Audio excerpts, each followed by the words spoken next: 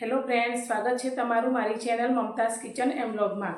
તો તમને મારા વિડીયો પસંદ આવે તો વિડીયોને લાઇક કરજો, શેર કરજો અને હા, ચેનલને સબસ્ક્રાઇબ કરવાનું બિલકુલ ભૂલતા નહીં। તો આજની રેસીપી બનાવવાનું આપણે શરૂ કરીએ। આજે આપણે બનાવીશું છાશ માટેનો મસાલો। તો પેટમાં થતો ગેસ, એસિડિટી અને અપચા જેવી તકલીફોને દૂર કરે તેવો આજે આપણે છાશનો મસાલો તૈયાર કરીશું। અને આ મસાલો તમે છાશ સિવાય ચાટમાં, પાણીપુરીમાં અને એવી અનેક વાનગીઓમાં પણ ઉપયોગમાં લઈ શકો છો। તો હવે આપણે બનાવીએ છાશનો મસાલો। તો પેટમાં થતી ઘણી તકલીફોને રાહત આપે તેવો આજે આપણે છાશનો મસાલો બનાવીએ છીએ। તો મસાલો બનાવવા માટે મેં સૌથી પહેલાં કોથમીરના પાન લીધા છે।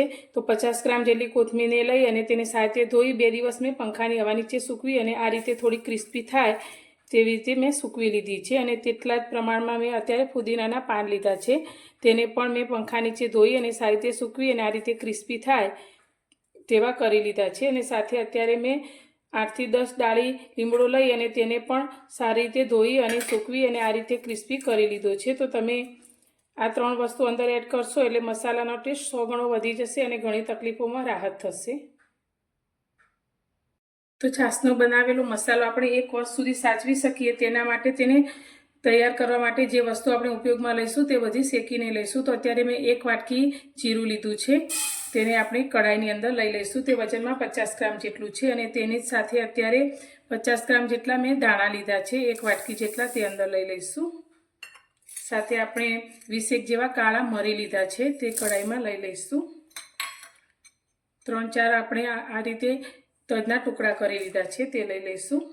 હવે બધી જ વસ્તુને આપણે સારી રીતે શેકવાની છે। તો ધીમા ગેસની ફ્લેમ પર તેને શેકીશું। તો જીરું થોડું આપણું ફૂટવા લાગે ત્યાં સુધી તેને આપણે શેકવાનું છે।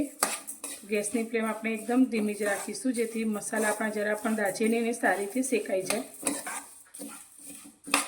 તો તમને મારો આજનો વિડીયો જરા પણ સારો લાગે તો વિડીયોને લાઇક જરૂરથી કરજો અને સ્કીપ કર્યા વગર પૂરો જોજો। આપણે આની અંદર બીજી આગળ પણ ઘણી વસ્તુ ઉમેરવાની છે જેથી આપણો મસાલો ટેસ્ટમાં બેસ્ટ બને અને ખૂબ જ સારો એવો આપણને ફાયદો પણ કરે।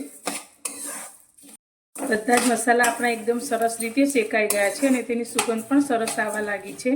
તો હવે અત્યારે તેમાં આપણે 1 ચમચી અત્યારે અજમો લીધો છે, તે અંદર એડ કરીશું અને તેની સાથે અત્યારે આપણે જે કોથમીર, ફુદીનાના પાન લીધા છે લીમડા સાથે તે બધું જ અંદર ઉમેરી લઈશું।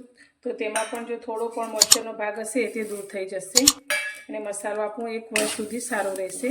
તો ફરી આપણે 2 મિનિટ જેવું બધું શેકી લઈશું। બધી જ વસ્તુ આપણી એકદમ સરસ રીતે શેકાઈ ગઈ છે। તો ગેસની ફ્લેમ અત્યારે બંધ કરી દઈશું અને આ મસાલાને આપણે એક પ્લેટમાં કાઢી અને ઠંડો થવા દઈશું। આપણો મસાલો ઠંડો થઈ ગયો છે। તો મસાલાને પીસવા માટે અત્યારે મેં એક મિક્સર જાર લીધો છે। તો જારની અંદર આપણે મસાલાને લઈ લઈશું। તો પહેલાં આપણે અડધો જ મસાલો અંદર એડ કરીશું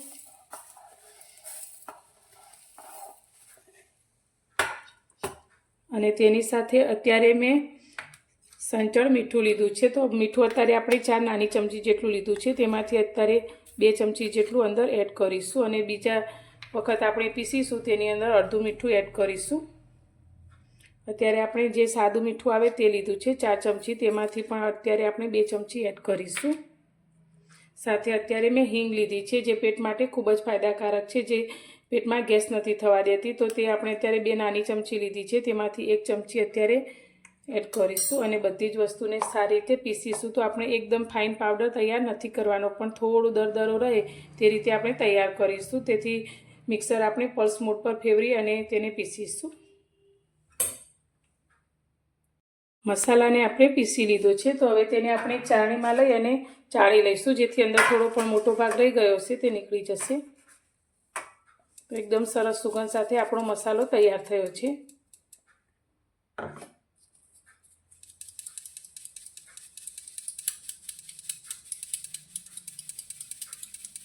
તો તમે જોઈ શકો છો આ રીતે થોડો ભાગ ઉપર મોટો રહ્યો છે, તો તેને પણ આપણે ફરી એકવાર પીસી લઈશું અને આ જ રીતે આપણે બધો જ મસાલો તૈયાર કરીશું।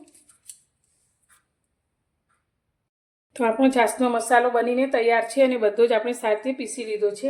તો હવે અત્યારે આપણે એરટાઇટ કાચની બરણી લીધી છે જેની અંદર આપણે આ મસાલો ભરી લઈશું।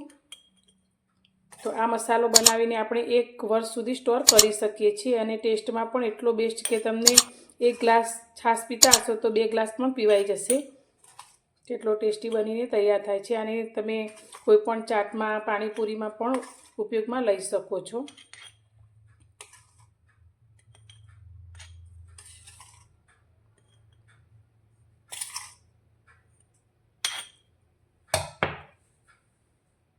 હવે અત્યારે આપણે 1 ગ્લાસ લીધો છે, તેની અંદર આપણે છાશ ઉમેરીશું અને તેની અંદર આપણે જે બનાવેલો મસાલો છે તેમાંથી અડધી નાની ચમચી જેટલો મસાલો આપણે અંદર એડ કરીશું.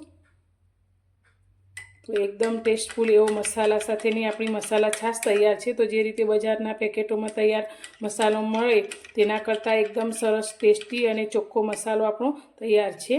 તો તમને મારી આજની આ છાશના મસાલા બનાવવાની રીત કેવી લાગી? જો પસંદ આવી હોય તો વિડીયોને લાઇક કરજો, શેર કરજો અને મારી ચેનલ પર નવા છો તો ચેનલને સબસ્ક્રાઈબ કરવાનું બિલકુલ ભૂલતા નહીં. તો ફરી મળીશું એક નવી જ રેસીપી સાથે નવા વિડીયોમાં.